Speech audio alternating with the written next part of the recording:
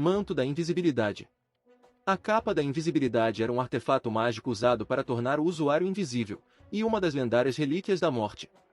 Em O Conto dos Três Irmãos, foi a terceira e última relíquia criada, supostamente pela própria morte, que tinha um manto em sua posse na época.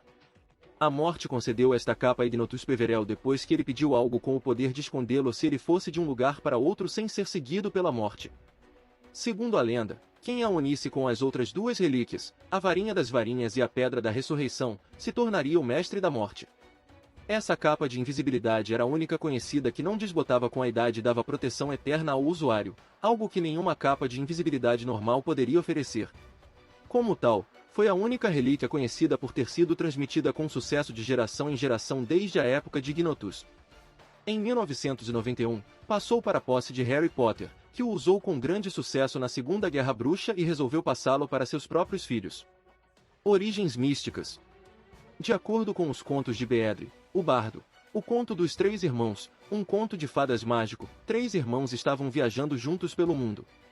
Eles chegaram a um rio que era muito profundo para atravessar e muito perigoso para atravessar a nado. Então, os irmãos usaram magia para conjurar uma ponte. Eles estavam no meio quando a morte apareceu e falou com eles. Irritado por eles o terem enganado, a morte ofereceu a cada irmão um prêmio por ser mais esperto que a morte. O irmão mais velho pediu uma varinha imbatível, e a morte criou uma varinha do ancião e deu a ele.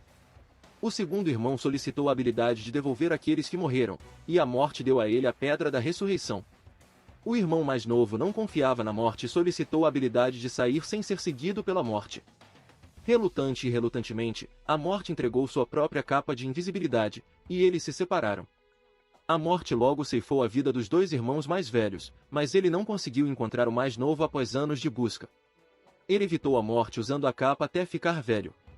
Ele finalmente deu a capa para seu filho e cumprimentou a morte como uma velha amiga. Muitos familiarizados com as relíquias da morte acreditavam que a família Peverell eram os irmãos da história. Antioch Peverell, o mais velho, levando a varinha das varinhas, Cadmus levando a pedra da ressurreição, e Ignotus, o mais jovem, reivindicando o manto da morte. É mais provável, no entanto, que eles fossem simplesmente três magos imensamente poderosos que criaram os próprios itens. Essa é a visão de Albus Dumbledore, que acreditava que a capa foi criada pelo próprio Ignotus e usada durante toda a sua vida. História recente. A capa da invisibilidade foi passada para o filho de Ignotus. O filho de Ignotus não tinha herdeiros do sexo masculino, então sua filha mais velha, Iolanthe, o herdou.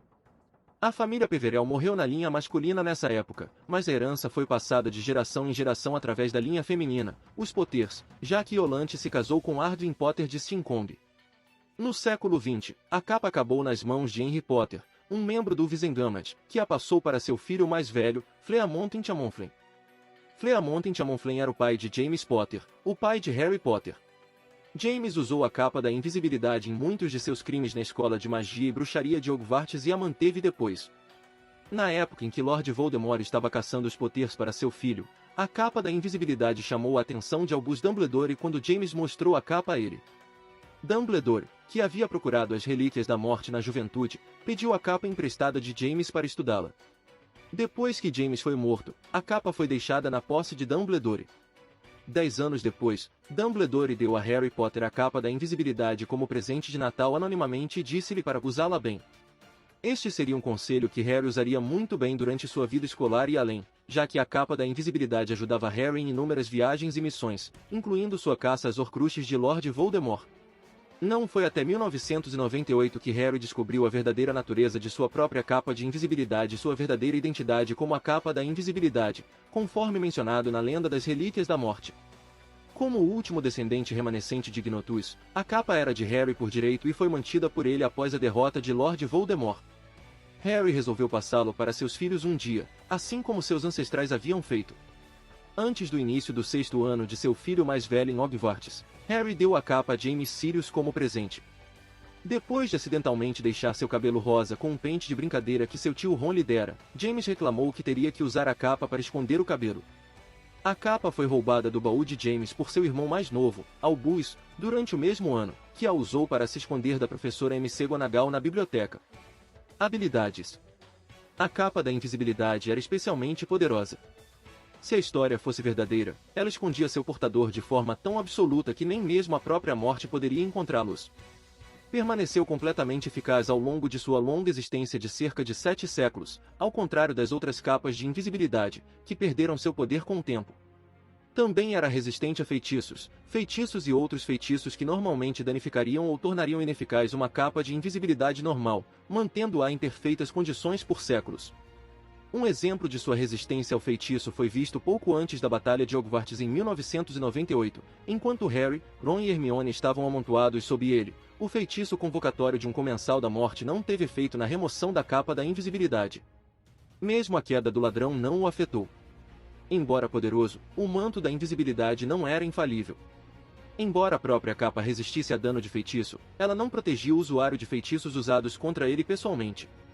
Por exemplo, Harry foi imobilizado sob a capa 2 vezes durante o ano letivo de 1996 a 1997 com a maldição Full Body Beam. Além disso, não esconderia o usuário da detecção que não fosse baseada na visão ótica, como o olho mágico de Alastor Moody, criaturas mágicas cegas como dementadores, feitiços como o feitiço revelador de presença humana, pelo menos quando lançado por um bruxo ou bruxa extremamente poderoso, já que apenas Albus Dumbledore foi visto para detectar a presença de alguém escondido pela capa da invisibilidade, o feitiço Catervaulin, o mapa do Maroto ou, possivelmente, certos detectores das trevas. Por exemplo, bisbilhoscópios presumivelmente ainda detectariam uma ação não confiável realizada sob a capa, e é possível, mas incerto, que a capa seja detectada por Probit Probis. Simbolismo. Como a última das relíquias, a capa era mostrada como um amplo triângulo que englobava o círculo e a linha que se cruzava bem no meio, e sendo o único a ser devidamente tratado como herança, o manto da invisibilidade parecia representar no máximo a sobrevivência. Também pode ter representado uma certa bondade de espírito, já que o artefato era o único das relíquias cujo poder podia ser compartilhado por 2 ou mais pessoas ao mesmo tempo.